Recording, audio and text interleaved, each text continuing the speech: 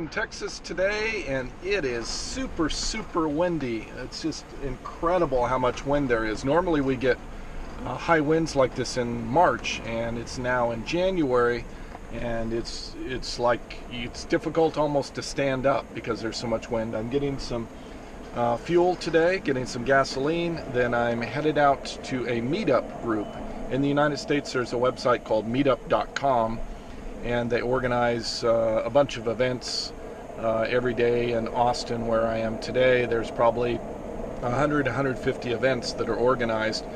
All sorts of things, everything from business interest and, say, real estate investment to hobbies like going canoeing or kayaking or fishing or hiking, to groups that discuss, say, books that they read or politics or different type of political agendas.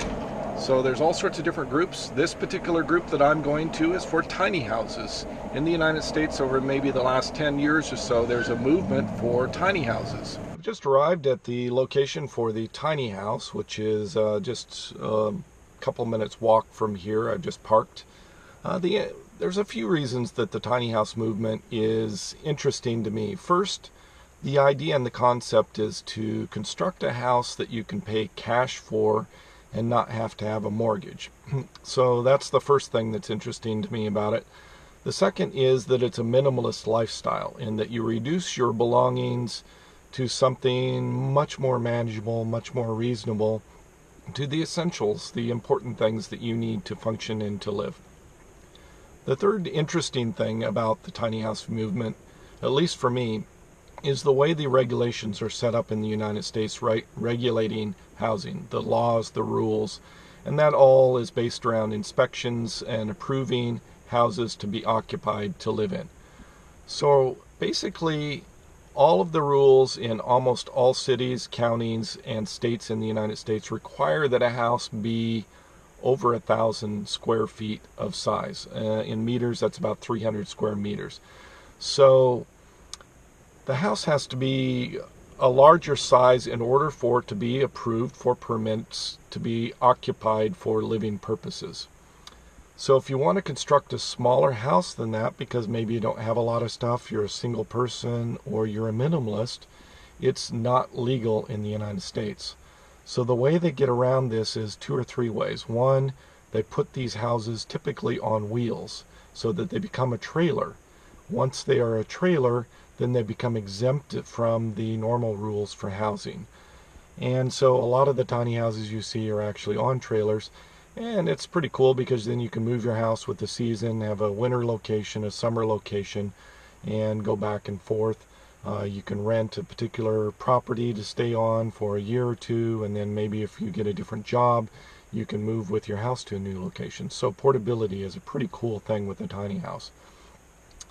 The other way to get around this regulation is for the house to be designated as a storage shed. So technically, you're not supposed to be living in the storage shed, but basically people get their permit as a storage shed and then live in it, even though it's technically not legal.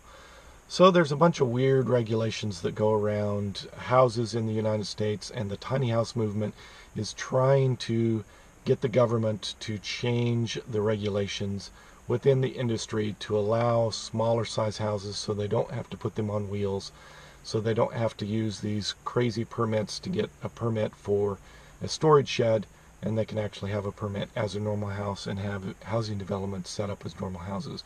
And there are a few places in the United States that are starting to allow this sort of on an experimental basis. So today I am in a trailer park here to look at a tiny house, and I believe this one is on wheels. I'm going to go out and check it out. So behind me is the tiny house, and this one is tinier and smaller than many of the tiny houses. It was built completely of steel, so it's really lightweight, and she has a pull-out bed inside. It's pretty cool. 4 solar panels on the top that provides her with almost all of the power she needs. She uses between $3 and $8 worth of power per month from the grid, so she has a hybrid system. I think that's pretty much required for codes in the United States.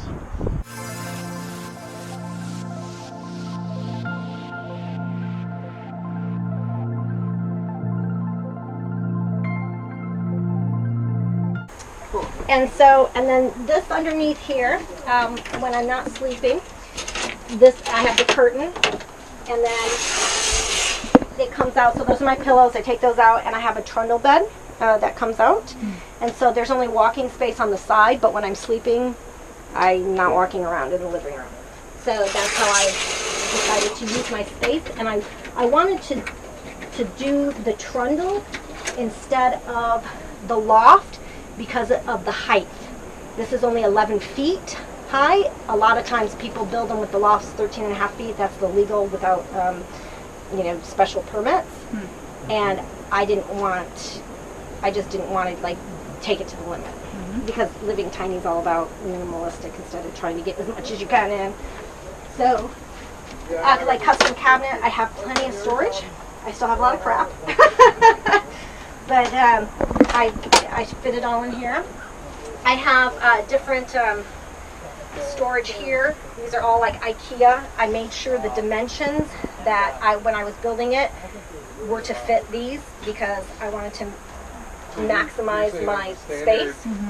I wanted to make sure I had a separate fridge and freezer because I had always read online that this one girl, that was her biggest thing that she wished she would have done is got a larger refrigerator because she likes ice cream and she couldn't fit it in the dorm room one. Are you 12 volt or 110? It's a 110 system. Okay. Yeah. So, and then I also have a washer dryer. When I'm not using the washer, it just slides under here.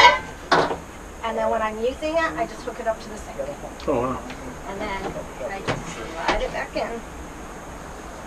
And this is how I typically have the counter. I don't like a lot of stuff. I've been in tiny houses where everything's just so like crammed. And usually my sign, my house is called the Coop. It's usually hanging outside, but that wind is crazy today. And so it's just slamming up against the side of the house. And this could be on or off grid. And so I have the water tank here. How's the recharge time on the standard? Up in there. I have my water heaters here. 80% really fast. Yeah. And again, the locking system, so you don't have to bungee cords when it's moving. My stove, I have the cooktop, and then I also have a New Wave oven in here. I've had these drawers specifically built to house them because I don't cook that much. I mean, I cook every day, dinner usually, but I didn't want it sitting out all the time. I had the original battery that only got 4 miles. And then the bathroom, you can see it from the outside. I lifted the window up if you want to take a look at that. It's got a shower in there. If you saw the pictures online, you see my toilet in the window and the shower. It's not anything fancy, but I'm self-sufficient. I don't have to use anything Keep it in there. outside of the house. Keep it What's in there your in the box. headroom up there? I'm 5'1". You I gonna like hug to say a solar 5'1". panel? I'm all under. I think it's about, I don't know if it's 6 foot, 6'2", something like that. So I'm 6'6". Might be a challenge. Oh, yeah. I had someone in here that was 6'3", and they hit their head. I'm like, no, I can't. At least Do you have any questions or anything? Yeah. How thick is your insulation for the ceiling? It's 6R. Okay. Yeah. So I did the insulation, and then I took that foam, and then so it's sealed. Do you have like a battery bank? How big is that? Yeah, it's a 29 deep cycle. Yeah, and I could have more batteries. I just don't choose to because I'm hooked up to the grid. So my electric's like $3 a month. That's winter or summer? Oh, yeah, that's typical, like $3, maybe $4. When it was really cold, it went up to almost $8. It was like 7 something. And running the AC in the summer? Yeah, I'm not a big AC person. I do use it. Don't get me wrong, because it's humidity and stuff. And I don't think it was any more than that, if that. Because in the summer, there's longer daylight, and so I think the solar. So you got solar directly? Yeah, there's 4 100-watt panels. Okay. Up top, yeah. Yep. And this is heat and AC. And it heats and cools it in like 5 minutes. We're finished up here at the tiny house meetup, and I'm going to head back to Stan's house and get me some lunch. and then I'm going to do some video editing today.